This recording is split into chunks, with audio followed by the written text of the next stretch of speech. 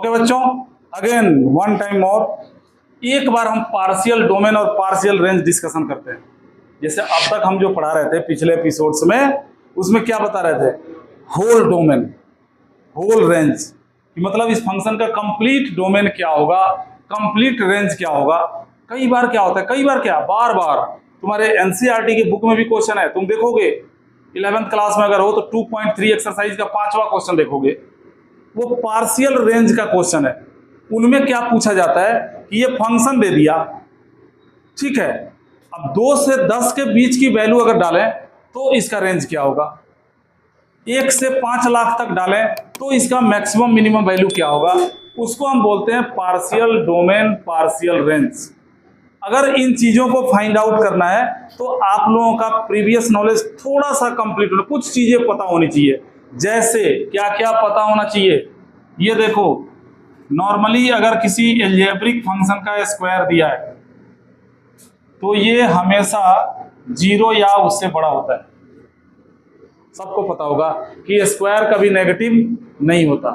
दूसरी बात, अगर मोड के अंदर कोई फंक्शन दिया है एल्जेब्रिक सा, तो इसकी वैल्यू भी 0 या उससे ज्यादा होता है। तीसरी बात, अगर वही क्यूब दे दिया किसी फंक्शन का, क्यूब, तो ये क्या होगा, अगर मान लो किसी फंक्शन का क्यूब दे दिया तो ये -इन्फिनिटी से इन्फिनिटी के बीच में कुछ भी दे सकता है। एक चीज हमेशा ध्यान रखना, इवन पावर होगा तो हमेशा 0 या उससे बड़ा होगा, ऑड पावर होगा तो कुछ भी हो सकता है, क्योंकि नेगेटिव का क्यूब नेगेटिव होता है और पॉजिटिव का क्यूब पॉजिटिव होता है। साइन दे दिया, साइन कुछ भी x, तुम्हें पता है कि इसका वैल्यू -1 से 1 के बीच में आएगा। कॉस दे दिया, सबको पता है कि इसका वैल्यू -1 से 1 के बीच में आएगा।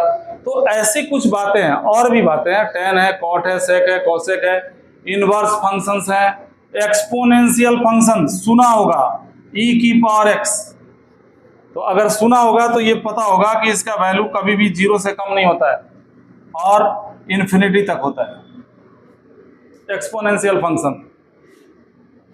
तो ऐसे फंक्शंस जो होते हैं, ये सब बातें अगर आपको पता हो और इनइक्वालिटी का बेसिक नॉलेज हो तो आप पार्शियल रेंज आराम से निकाल सकते हैं। जैसे एक छोटा क्वेश्चन बता रहा हूं, ये देखो, दे देगा f(x) = x² + 2 एंड x < -2। इसको अगर ना दिया हो और इसका डोमेन रेंज निकालना हो तो तुम क्या कहोगे कि सर इसका डोमेन ऑल रियल नंबर होगा, क्योंकि इसको कोई बीमारी नहीं है, ना तो ये फ्रैक्शन में है ना रूट में है, तो x की जगह पे दुनिया का हम कोई भी नंबर डाल सकते हैं, ठीक है। और इसका रेंज जो होगा वो 2 से इन्फिनिटी तक होगा, क्योंकि इसका मिनिमम वैल्यू 2 होगा, 2 से कम वैल्यू तो आने का सवाल ही नहीं है, क्योंकि किसी भी डिजिट का स्क्वायर करोगे तो पॉजिटिव हो जाएगा, और पॉजिटिव में जब 2 डालोगे तो मिनिमम क्या होगा, 2 होगा। लेकिन यहां तुमसे क्या पूछ रहा है, यहां पूछ रहा है कि अगर x की जगह पे -2 या उससे छोटी संख्या डालें तब इस फंक्शन का रेंज क्या होगा। -2 या छोटी संख्या डालें तब इस फंक्शन का रेंज क्या होगा, यानी ये फंक्शन जो वैल्यू देगा वो कहां से लेके कहां तक होगा। तो ये कैसे निकालते हैं, उसमें ये आपकी मदद करेगा। यहां ध्यान दो, सॉल्यूशन देखो, दिया हुआ है x < -2। तुम्हें कुछ नहीं करना है, तुम्हें इस x को f(x) बना देना है, और अगर x को f(x) बनाना है मतलब इतना बना देना है। कैसे बनाओगे, अब तुम खुद सोचो कि अगर x -2 से छोटा हो तो x² क्या होगा, कहां से कहां तक होगा। x अगर -2 से छोटा हो तो x² कहां से कहां तक होगा, यानी x² हमारा 4 से लेके इन्फिनिटी तक होगा। अरे भाई यहां देखो, x अगर -2 से छोटा हो, -2 -1 -2 -3 -4 -5 -4 वगैरह वगैरह, अगर तुम स्क्वायर करोगे तो क्या आएगा, 4 9 16 25 36 वगैरह वगैरह। तो मिनिमम क्या हो गया 4, मैक्सिमम क्या हो गया इन्फिनिटी, यानी 4 से इन्फिनिटी तक हो गया कि नहीं हो गया। तो x अगर -2 से छोटा होगा तो x² 4 से इन्फिनिटी के बीच में आ गया।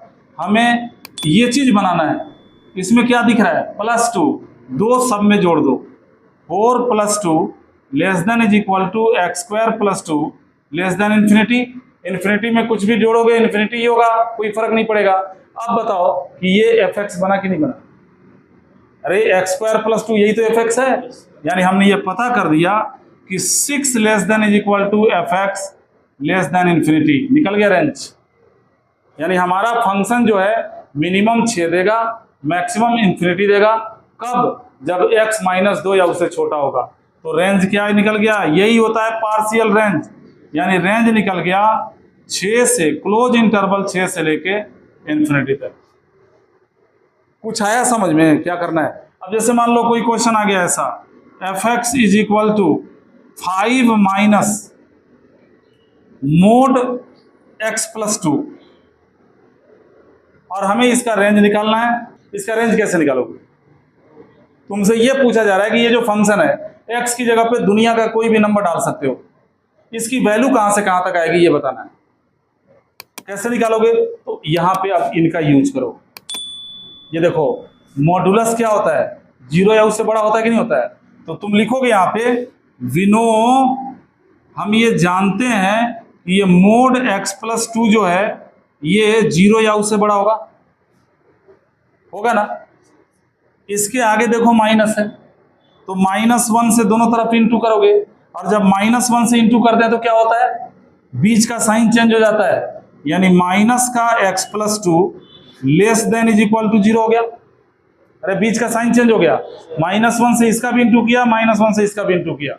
आगे देखो ये प्लस का 5 दिख रहा होगा, यानी 5 5 दोनों तरफ जोड़ दो, इधर भी 5 जोड़ दो, इधर भी 5 जोड़ दो। इधर जब 5 प्लस करोगे तो 5 - x + 2 हो गया, और इधर 5 जोड़ोगे तो <5 हो गया। अब बताओ कि ये fx बना कि नहीं बना? अरे fx का वैल्यू यही तो है। यानी तुमने ये पता लगा दिया कि fx जो होगा ये 5 या उससे कम होगा। यही तो रेंज होता है, fx की जो वैल्यू होती है वही रेंज होता है। यानी रेंज क्या हो गया? देयरफॉर रेंज इज, 5 से कम का मतलब क्या होता है, -इन्फिनिटी से लेके 5 तक। इन्फिनिटी की तरफ से हमेशा ओपन लगता है, और क्योंकि यहाँ = का साइन है तो यहाँ लग जाएगा क्लोज। इस तरीके से हम रेंज भी निकालते हैं। जो बेसिक फंक्शंस होते हैं या जिनका पार्शियल डोमेन दिया हो उनका पार्शियल रेंज निकालने का तरीका ये होता है। जो पार्शियल डोमेन दिया हो उसी को लेके हम आगे बढ़ते हैं और उसको fx की तरफ बनाने का कोशिश करते हैं। ठीक है, तो डोमेन रेंज में और भी कुछ क्वेश्चंस आएंगे, लेकिन अब जो क्वेश्चंस आएंगे वो जेई लेवल के क्वेश्चंस होंगे, थोड़े अच्छे क्वेश्चंस होंगे। आपके सीबीएसई लेवल के क्वेश्चंस इसी आधार पर बनाए गए हैं। थोड़ी मेहनत करोगे आराम से डोमेन रेंज सॉल्व कर दोगे। 12th क्लास में हमें सीखना है कि यही जो फंक्शन दिया है ये 1 1 है, मेनी 1 है, या ऑन टू है, इन टू है। तो अगली बार जब हमारा लेक्चर आएगा तो उसमें हम आपको सिखाएंगे ये पहचानना कि 1 1 कैसे पहचानते हैं या साबित करते हैं, मेनी 1 कैसे साबित करते हैं, ऑन टू कैसे साबित करते हैं, इन टू कैसे साबित करते हैं, बाइजेक्टिव यानी इन्वर्टिबल फंक्शन कैसे साबित करते हैं। इंतजार करिए, पहले इन वीडियोज का लुत्फ उठाइए, इनके नोट्स बनाइए और इनसे रिलेटेड क्वेश्चन सॉल्व करने की कोशिश कीजिए। अगर आपके डाउट्स आते हैं आप कमेंट में अपने डाउट लिख सकते हैं, 100% आपको उसका सॉल्यूशन मिलेगा। ठीक है बच्चों, फिर मिलते हैं हम अगले लेक्चर में।